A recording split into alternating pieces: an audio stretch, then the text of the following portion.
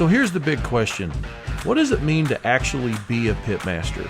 I mean, we hear that term thrown around in the barbecue industry like crazy. But what does it actually mean? So on this podcast, we're going to take you on a journey to teach you what it means to actually be a pitmaster. We're going to talk about building pits. We're going to talk about cooking on pits. We're going to talk about cooking for the masses. We're going to talk about how to make money in the barbecue industry. Join us in this journey. Hey everybody, this is Frank Cox. You're listening to the Barbecue Culture Podcast.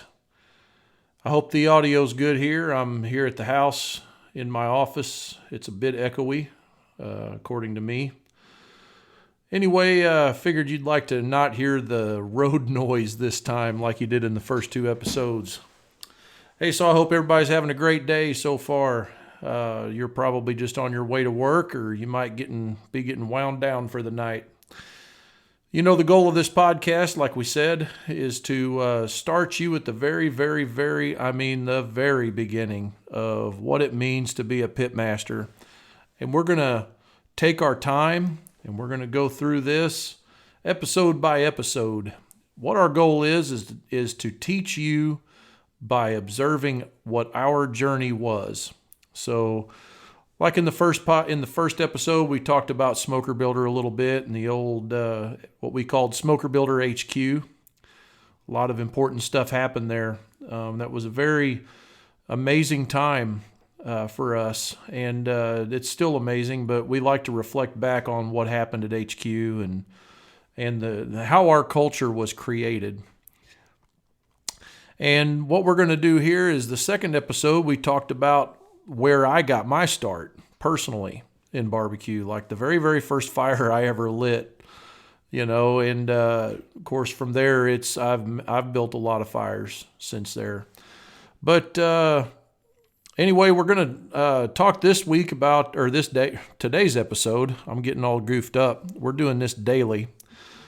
What we're going to try to do is do 15-minute episodes or so. We don't want to wear you out all in one setting. But what we're going to talk about today is basically fuel, the different kinds of fuel you would use in your smoker or grill for that matter, I suppose. But, so most everybody is either lit up a gas grill or lit up a, charcoal fire of some kind. But if we get back to 8th grade science, or maybe that was even earlier, I don't know. Depends on what school you went to, I suppose. But if you get back to science, when we learned about the fire triangle, there was 3 main ingredients. We had fuel, we had air or oxygen, and we had spark. And, if you read our little description about Jim and how if you looked at the main part of the description page on the podcast, you've seen that I made up my own way that, fire was invented and where the barbecue culture got its start. And, consider for a moment that the first fire when it was lit was probably a natural fire, honestly, and everybody was scared to death of it and worshiped it, rightfully so, because the fire is what created barbecue, and that's important. But anyway, not that I'm a fire worshiper, but that's kind of silly. Anyway, so if you imagine for a moment where that guy was when the first fire got lit, and of course he had to touch it and feel it was hot, and he probably smelled around on it and tried to keep it going, see what would burn and what wouldn't burn. And pretty soon he probably started to eat off of it. He probably cooked up the closest thing that didn't bite him, or maybe he did cook up something that did bite him. Who knows? But anyway, so he went in there and started to cooking and got to liking it. And he said, okay, well, we got to figure out a way to make this happen, unnaturally. We got to make this ourselves. And so I'm sure that he goofed around with rocks and stuff and different things and tried to see what would make it go. And first of all, he probably got a little bit of grass on fire, like we told in the story. And so as he went along, he was burning this fire and probably threw something in it and liked how it tasted, the way I see it. And so he he continued to try out new things. Well, as he started to develop taste buds for the food cooked on fire, whether it was, he might even have started with some veggies, who knows. But as he started to develop a taste for it, I imagine that he started to notice that different trees tasted different ways, different things tasted different ways, like grass or leaves or, wood or whatever he got his hands on. And so as he went through that journey, he discovered that hickory had a specific flavor and pecan had a specific flavor. And all these different, hardwoods had pleasant odors and tastes and things. And so through that experience, he also learned that certain ones didn't taste good. Let's take, for example, like walnut. Everybody, has got walnut laying around probably, but it's not really a preferred flavored wood, I would say. And, even some of them that you can buy, like plum and grapevine and apricot and things like that, I don't particularly care for them myself. I think they have too pungent of an odor. So what you would wind up doing is probably mixing those in. So if we go back, mix them with oak or something to cut them down. So if we go back to where I got my start cooking with wood, I remember that somebody had a peach tree. Of course, I live on 10 acres and we got woods and, we cut wood and all that. But everybody wants to try an exotic wood of some kind. And there was a friend of ours that gave us some Bradford pear tree. And, I had it laying around for a while, and I noticed that the older it got, the drier it got, and the more difficulty I had in controlling the fire, because the drier the wood, the faster it burns, and the hotter it gets. So what we would suppose then is that we would want to take wood and we would want to cut, fresh wood. We don't want to have a bunch of dead wood laying around that's wet and been rotting and things like that. What we would actually want to do is find the kind of wood we like, cut it down when it's, pretty close to green, split it up. And the reason we split the wood is because we want to let the moisture render out so we can get the right amount of moisture in the wood, so we get a more consistent burn. So you'll hear some of these companies that sell wood commercially. They'll say kiln dried, and what they do is they actually have a moisture indicator that they use to see and check what the moisture content is for several reasons. The biggest one is because of transportation and insect control. But the other part of that is so that you get a good quality, consistent product. So I touched a little bit on dead wood. We don't want to have dead wood because as it sits there and rots, it sucks up moisture like a sponge, and when it burns, it puts off a lot of white smoke. The white smoke is caused by two things. It's caused by incomplete combustion, and it's caused by moisture in the wood that actually boils off like steam, so which gives it a white appearance.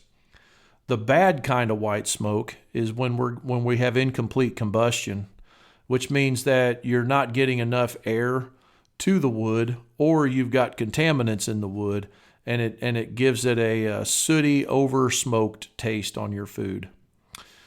So let's kind of back up here a little bit and recap all that technobabble I just went through. I learned early on that if I had the right kind of wood and I had a satisfactory coal bed, if the right coal, charcoal is nothing more than wood that's been dried out and until the point of becoming carbonized.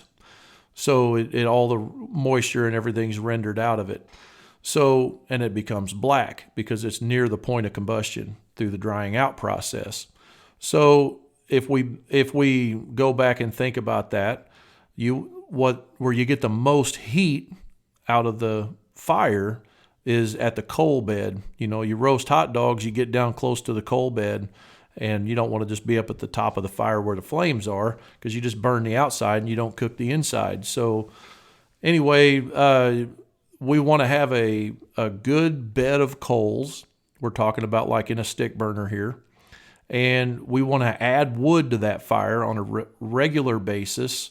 And we want to add good wood. We want to add seasoned wood, let's say 4 to 6 months, something like that. It's been sitting and drying naturally.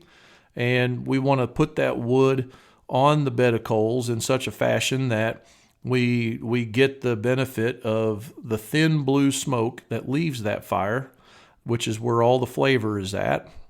And we want to let that wood burn to a point where it begins to become charcoal in our coal bed.